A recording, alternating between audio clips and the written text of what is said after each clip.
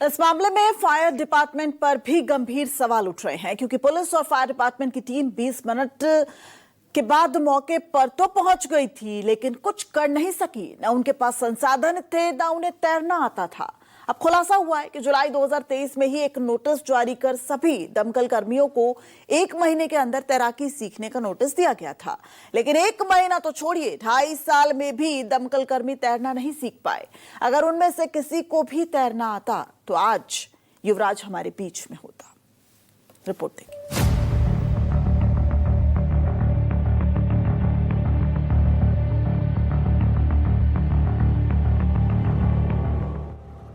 युवराज की मौत ने पूरे सिस्टम की जवाबदेही पर बड़ा सवाल खड़ा कर दिया है। हाईटेक शहर कहे जाने वाले नोएडा में संसाधनों की कमी, विभागीय लापरवाही और समय पर रेस्क्यू न होने की वजह से एक युवक की जान चली गई।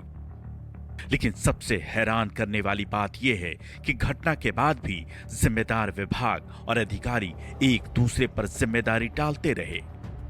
पुलिस, फायर डिपार्टमेंट, प्रशासन, अथॉरिटी, हर विभाग की अपनी दलील है, मगर सवाल एक ही है, आखिर युवराज की मौत का जिम्मेदार कौन? कड़ियों को जोड़ने के लिए एसआईटी की टीम हर सबूत तलाश रही है। गुरुवार को भी एसआईटी तीसरी बार उस जगह पहुंची जहां युवराज की डूबकर मौत हुई थी। युवराज की मौत मामले में जांच के दौरान जो एसआईटी की टीम है आज तीसरे दिन यहां पर पहुंची है, एक बार फिर से नोएडा के घटनास्थल पर, और जिन सवालों के जवाब एसआईटी को तलाशने हैं उसमें सबसे महत्वपूर्ण यही है कि आखिरकार जो 2 घंटे कहे जा रहे हैं कि युवराज जो है वो 2 घंटे तक लगातार मदद मांगता रहा, तो आखिर क्या वजह रही जो 2 घंटे तक युवराज तक मदद नहीं पहुँची, जबकि तमाम एक्सपर्ट्स यहाँ पर मौजूद थे, दमकल विभाग की गाड़ियाँ थी, दमकल कर्मी मौजूद थे, पुलिस मौजूद थी, जो एनडीआरएफ और एसडीआरएफ की बात की जा रही है, एसडीआरएफ की टीम भी मौके पर मौजूद थी, उसके बावजूद युवराज तक मदद क्यों नहीं पहुंची? तो सबसे अहम सवाल तो यही है। और दूसरा जो सवाल है वो ये है कि आखिर 15 दिन पहले जब यहाँ पर एक हादसा हुआ था, एक ट्रक जब दीवार तोड़ता हुआ अंदर आधा लटक गया था, तो उसके बाद किसी ने संज्ञान क्यों नहीं लिया, यहाँ पर कदम क्यों नहीं उठाए गए?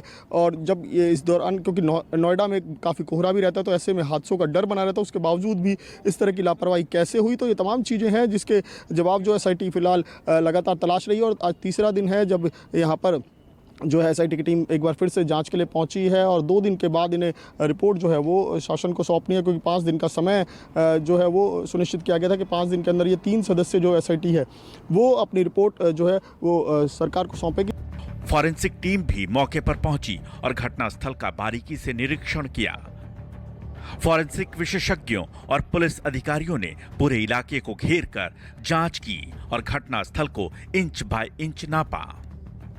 फॉरेंसिक टीम ने उस स्थान का निरीक्षण किया जहां कार अनियंत्रित होकर पानी से भरे गहरे गड्ढे में गिरी थी। इस मामले में सबसे बड़ा सवाल फायर डिपार्टमेंट पर उठ रहा है। सवाल इसलिए क्योंकि पुलिस और दमकल विभाग की टीम 20 मिनट में ही मौके पर तो पहुंची, लेकिन कुछ कर नहीं सकी। न उनके पास संसाधन थे, न ठंडे पानी में तैरने की हिम्मत। 2 घंटे तक वे तमाशबीन बने रहे। इस दौरान युवराज मदद के लिए गुहार लगाता रहा, लेकिन किसी ने पानी में उतरने की जहमत नहीं उठाई। वजह, किसी को तैरना आता ही नहीं था।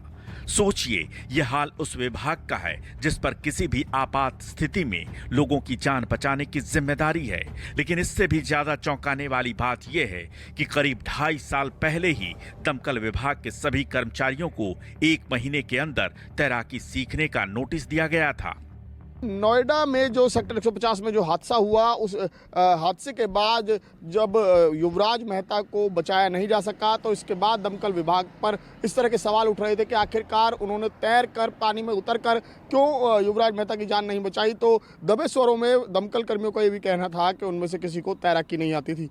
तो इसी से अपने आप में सवाल उठ रहे हैं कि शासन प्रशासन के आदेशों को लेकर, नोटिस को लेकर कितने गंभीर यहाँ के डिपार्टमेंट के लोग रहते हैं, इसी से पता चल रहा है। जो आदेश साल 2023 में दिया गया था कि महज 1 महीने के अंदर तमाम जो फायर कर्मी हैं उनको तैराकी सीखनी है, लेकिन ऐसा लगता नहीं कि उसका कहीं पालन हुआ। और दूसरा सबसे अहम जो है वो नोएडा फायर डिपार्टमेंट की पोल खोल रहा है, वो ये कि नोएडा में, अगर मैं यहीं की तस्वीरों की बात करूँ तो मेरे पीछे जो आप इमारतें देख रहे हैं, कोई 20 मंजिला है, कोई 25 मंजिला है, कोई 30 मंजिला, कोई 40 मंजिला तक, अगर नोएडा की बात करें तो 40-40 मंजिला तक के यहाँ पर जो है हाई राइज टावर्स है। लेकिन जो फायर ब्रिगेड की गाड़ियाँ हैं, जो हाइड्रोलिक क्रेन्स हैं, वो 15 से 18 फ्लोर के बाद दम तोड़ देती हैं। तो ऐसे में अगर कोई बड़ी घटना होती है तो किस तरह से यहाँ पर आपदा प्रबंधन काम करेगा, क्योंकि पोल तो अभी खुलती हुई दिखाई दी जैसे सेक्टर 150 में जो घटना हुई उसके बाद। तो ऐसे में बड़े सवाल खड़े हो रहे हैं कि क्या वाकई में नोएडा हाईटेक शहर कहलाने लायक है। जिस हाईटेक शहर नोएडा में गगनचुंबी इमारतें बनाई गई हैं, वहां के फायर डिपार्टमेंट के पास इतने संसाधन ही नहीं हैं कि वो मुश्किल हालात में मदद कर सके। युवराज के रेस्क्यू के दौरान पता चला कि फायर डिपार्टमेंट के पास न बड़ी सीढ़ी थी, न बड़ी रस्सी, न ही कोई ऐसा गोताखोर, न ही कोई ऐसी बोट की व्यवस्था। तो ऐसे में फिर बचाव कैसे होता? ये हाल तब है जब नोएडा अथॉरिटी बिल्डर्स को 30 से 40 मंजिला इमारत बनाने की इजाजत देता है। अगर इन इमारतों में कभी हादसा हुआ तो फायर डिपार्टमेंट मदद पहुंचाएगा कैसे? नेशनल ग्रीन ट्राइब्यूनल यानी एनजीटी भी स्वतः संज्ञान लेते हुए अब इस मामले में एक्टिव हो गया है। एनजीटी ने नोएडा प्राधिकरण, यूपीपीसीबी, सिंचाई विभाग सहित 5 अधिकारियों को नोटिस जारी किया है। इसके अलावा उत्तर प्रदेश सरकार के पर्यावरण विभाग के प्रमुख सचिव से भी जवाब मांगा है। सभी पक्षों को इस मामले में अगली सुनवाई से 1 सप्ताह पहले जवाब दाखिल करने के निर्देश दिए गए हैं। मामले की अगली सुनवाई 10 अप्रैल को होगी। साथ ही एनजीटी ने 2015 के स्टॉर्म वाटर मैनेजमेंट योजना लागू न होने पर भी चिंता जताई है। एनजीटी का मानना है कि प्रशासन की लापरवाही के कारण नोएडा सेक्टर 150 में ट्रेंच स्थायी तालाब में तब्दील हो गया और हेड रेगुलेटर न लगने के कारण वर्षों से जल भराव की समस्या बनी रही। इसी जल भराव में डूबने से सॉफ्टवेयर इंजीनियर युवराज की मौत हुई। विमल कौशिक के साथ ब्यूरो रिपोर्ट, न्यूज़ 24।